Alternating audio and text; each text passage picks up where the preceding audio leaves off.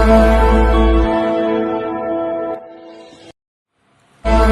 श्री राम दोस्तों। एक लंबा समय हो गया मैं कोई वीडियो नहीं डाल पाया। तबीयत ज़्यादा ख़राब हो गई,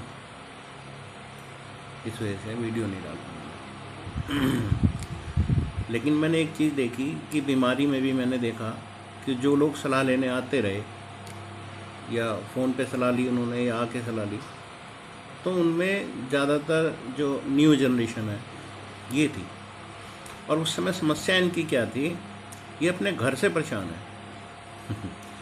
इनका कहना है कि भाई घर की हालत कैसे ठीक होगी। अब घर की हालत कैसे ठीक होगी?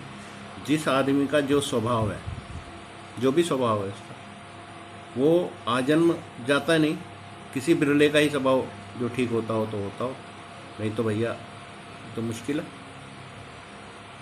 अब ये क्या चाहते हैं कि वे अपनी बात किसी को कहें। अब उसमें समस्या क्या है कि जिसको अपना मित्र मानते हैं या जो इनके करीबी होता है, उनको ये अपनी बात कहते हैं।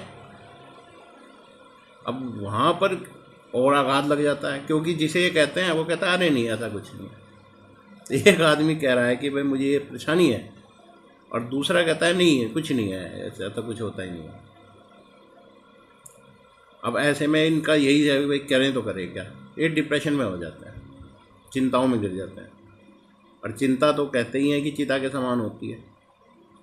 तो इन लोगों के लिए तो मेरी यही एक सलाह है कि ये जो है, अगर ऐसी स्थिति घर की बनी हुई है, वो चाहे माता पिता से बन रही हो या पति से बन रही हो या पत्नी से बन रही हो, तो उसको नेगलेक्ट करना ही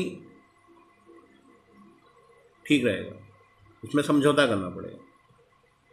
उसे दिल पे ना लो, उसे छोड़ो और अपना एक एम बनाओ। और एम बनाने के बाद सिर्फ उस पर फोकस करो